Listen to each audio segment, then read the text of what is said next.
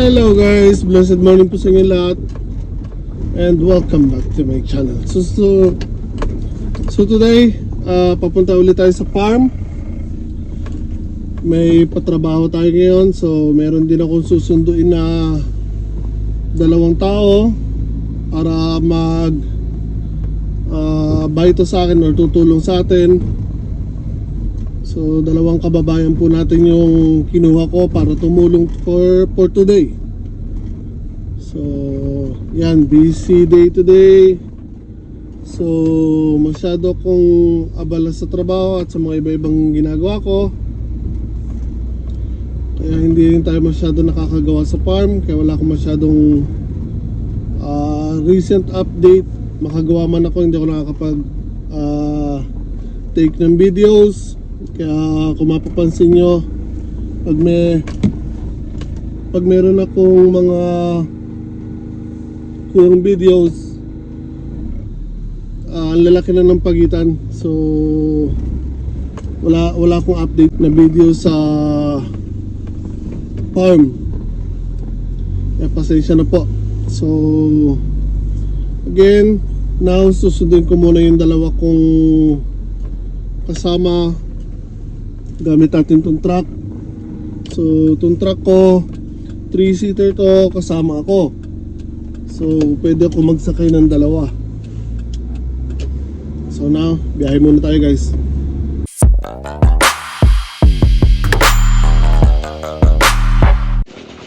Okay guys, so dito naman tayo sa farm.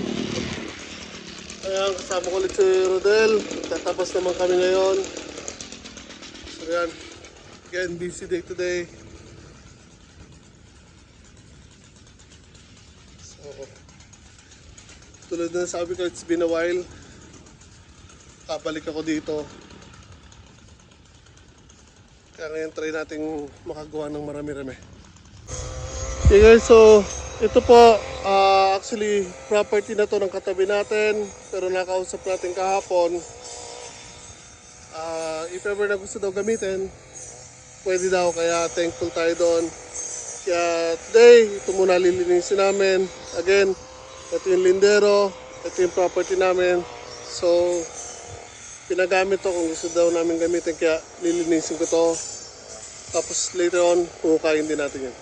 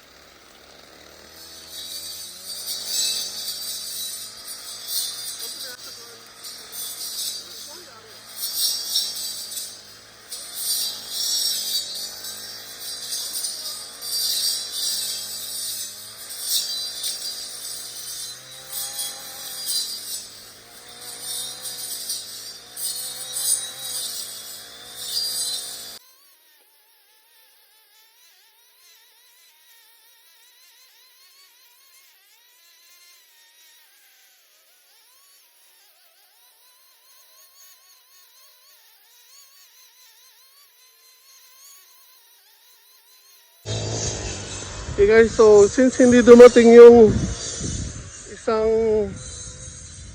kinuha natin na magpa-part-time sa atin, nagpatawag tayo ng iba, so may dumating na hapon.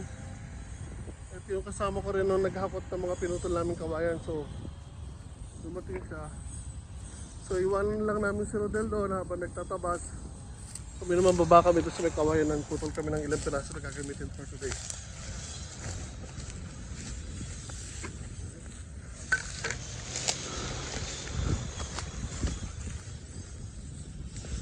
So magtatabi-tabi po na po tayo para hindi tayo multuhin.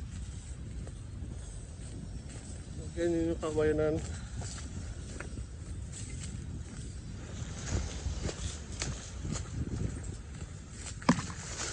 Stop, look, and listen. Tingin kung may darating na train or not.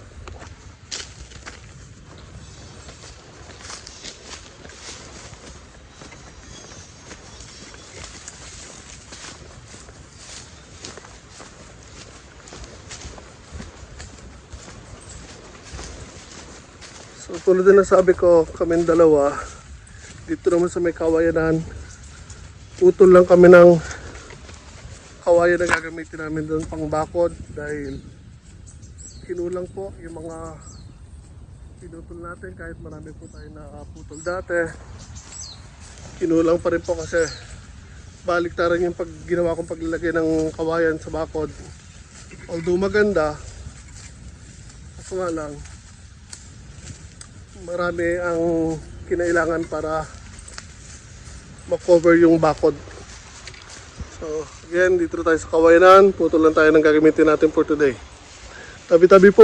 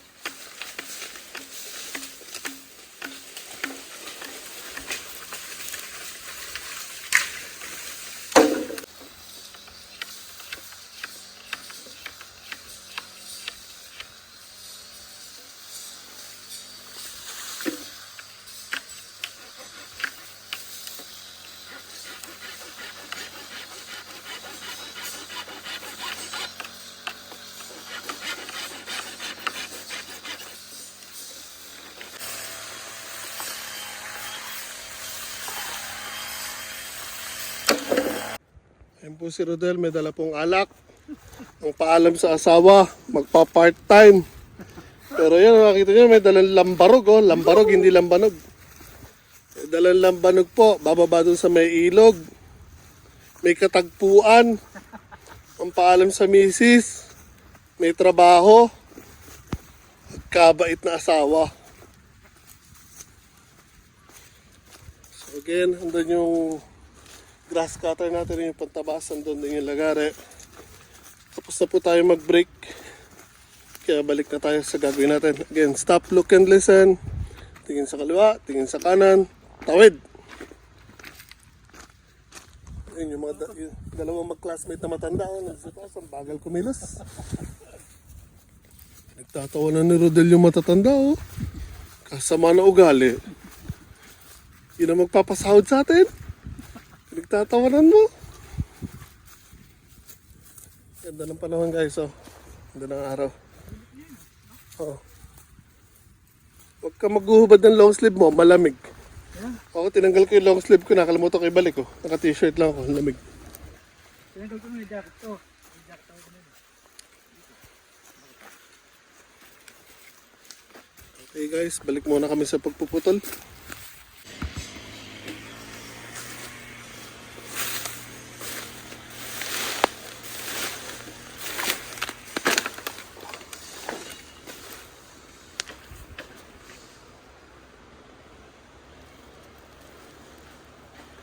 Ayan guys, namimili lang po tayo. Ang puputulin natin, makikita nyo ang daming kawayan pero yung iba hindi pa masyadong matataba. Kaya hindi natin basta-basta pwedeng putulin. Tapos, kung makakakita man tayo ng mga pwede nang putulin, tulad ng mga ito, tsaka ito. Pipili tayo ngayon kung alin ang pwede natin kunin yan. So, since apat yan, buwasan lang natin ng dalawa lang. Or pwede rin tatlo. Isa, dalawa, tatlo. Dahil medyo payat pa to, iwanan natin to. Tapos iwanan din natin to. So ngayon, luluwag dito. Kaya mas magiging maganda para sa kanila. Yan. So, again, ang kukunin natin is this one, and this one. Iwanan natin to. Tsaka ito. Tapos again, ito. Kung magandang example nito, itong tatlong to hindi pa masyadong malalaki, pero kung tutuusin, pwede ko na rin gamitin to. Ito pwede na rin gamitin. So tatanggalin ko ito, iiwanan natin tong isang to. So laluluwag sa paligid niya. So ganun po tayo mamili ng puputuling kawayan. Hindi po basta may nadaanan tayong kawayan, putol lang po ng putol. Again, selective po ang pagputol natin ng mga kawayan. This one, okay din sana to. Pero, since nakatagilid na, kung pwede rin kunin, pwede rin hindi. Kaya lang pag inalis natin to, biglang luluwag dito. Which is in time, maganda rin naman para sa lugar na to kasi magkakaroon ng panibagong sibol po dyan. So itong dalawa naman na to magkadikit. So since may biyak dyan, pwede natin putulin to, pero gagamitin natin mula dito lang pataas. Ito hindi natin gagamitin pero puputulin pa natin sa baba. O pwede natin alisin pareho para magkaroon dito ng panibagong sibol ng kawayan. Hello guys, so finally, ito, bumaba na kami dito yung sa may likod ng bahay. Yung ilog, ginanap namin yung daan at may nakita kaming daanan. So, doon yung bahay sa kabila ng bundok na yun, or burol. So, yung ilog guys, oh. Sarap ditong mag-barbecue guys. So, for sure, sa summer, nandito po tayo. Mag-iimbita tayo ng mga kaibigan, tapos ibablog na rin po natin. Barbecue tayo dito guys. Ganda ng tubig, oh. Tignan kung makakita tayo doon sa may baba ng dam. Natsu wa ore wa yonde kuru kara, puchi kure barbecue suru kara. サビロはそこ、でも水遊びの時はこっち。夏だったらね。今寒いから。ビールいっぱい使うよ、ほら。So yan, inimbitahan ko na rin yung hapon na nag-part-time sa akin. Oops! Na sinabihan ko sa summer, balik siya dito para mag-barbecue. Wow, guys! Ganda dito, oh. Dami nga lang basura.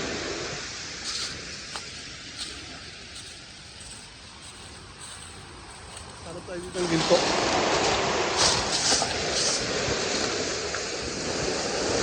Yeah!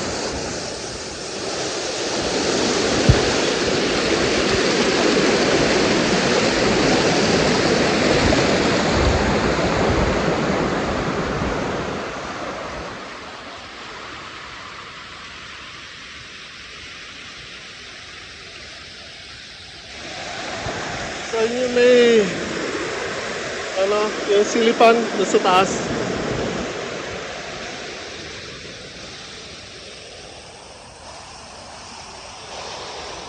Yun ang tubig, oh.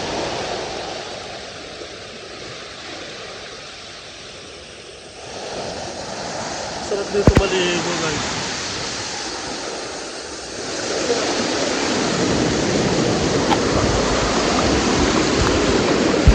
Nadulas.